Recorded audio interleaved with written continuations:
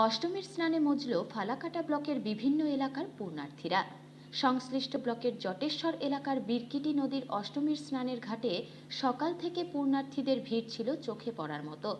আলিপুরদুয়ার জেলার ফালাকাটা ব্লকের জটেশ্বরে সন্ন্যাসী তলায় বাসন্তী পুজোর পাশাপাশি অন্নপূর্ণা পুজোরও আয়োজন হয়। বুধবার সকালে বিরকিটি নদীতে অষ্টমীর স্নানে উপচে পড়ে ভিড়।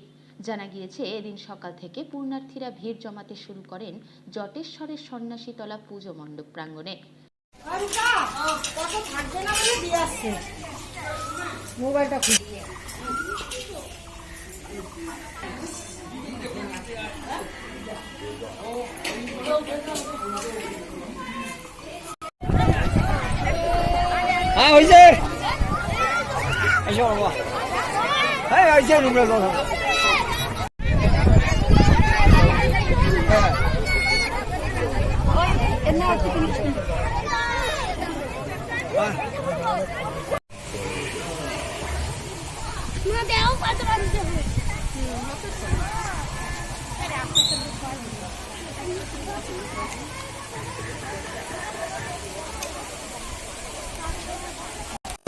আমাদের এই পাড়ার পুজো প্রায় 33 বছর হতে চললো এই পুজো হচ্ছে এবং খুব নিয়ম নিষ্ঠার সাথে আমাদের এই পুজো সম্পন্ন করা হয়।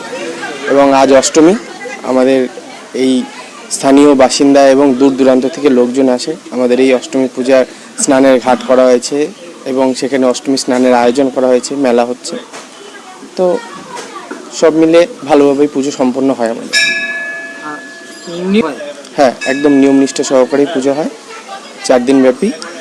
আপনার নাম? আমার নাম অভিজিৎ ঘোষ। আপনি এলাকার স্থানীয় বাসিন্দা? আমি এলাকার স্থানীয় বাসিন্দা। পূজা তো এখানকার সদস্যবৃন্দরাই করছে সব পূজা। ওনারা অসুস্থ থাকাকালীন এই কারণে আমরা মহিলারা এবার পুজোটা নিয়ে এলাম, পাড়ার মহিলারা। অষ্টমী স্নান এটা দীর্ঘ প্রায় 33 বছর ধরে পুজো হচ্ছে। এখানে অষ্টমী স্নানের ব্যবস্থা করা হয়েছে গঙ্গার ঘাটে কমিটি থেকে। গঙ্গার ঘাটে গঙ্গা পূজা হয়, এখানে অন্নপূর্ণা পূজা হয়, অষ্টমী তিথিতে মা দুর্গার বাসন্তী পূজা হয়, সব পূজা এখানে হয়। মানে এবার মা পাড়ার মহিলারা এবার পূজার দায়িত্ব নেবে। কমিটির নাম কি? এটা সন্ন্যাসীতলা কমিটি, বাসন্তী পূজা সন্ন্যাসীতলা কমিটি। আমার নাম রূপা ঘোষ তালুকদার। আপনি এই কমিটিতে এবার রয়েছেন? আমি এটা এখানে আমার বাপের বাড়ি, আমি শ্বশুর বাড়ি থেকে আসছি। আমি প্রত্যেক বছর আসি এখানে পুজো উপলক্ষে। পুজো উপলক্ষে এটা আমার বান্দা, আসতেই হবে।